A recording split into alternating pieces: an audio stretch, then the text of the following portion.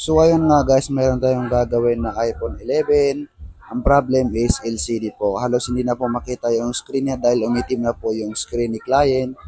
Ang history po nito is nabagsak daw po sabi ni client. So after mabagsak, ilang araw, black screen na siya. Ayan o. Then try ko din po siya i-charge. Wala pong lumalabas.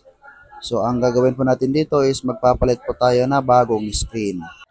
Sa mga naka-iPhone 11 dyan, iwasan nyo lang po mabagsak yung cellphone nyo para po hindi po masira yung LCD nyo.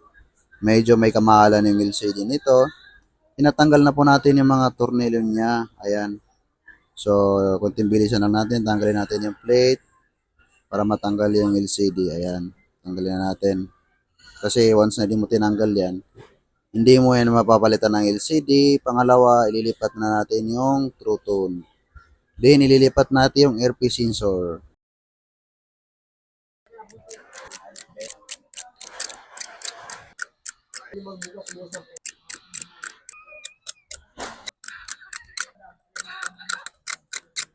So, yun nga guys, okay na po yung iPhone 11 na halos hindi na po makita yung screen niya dahil nabagsak ni ma'am. So, magatay sila ma'am ng 2 hours and 57 minutes.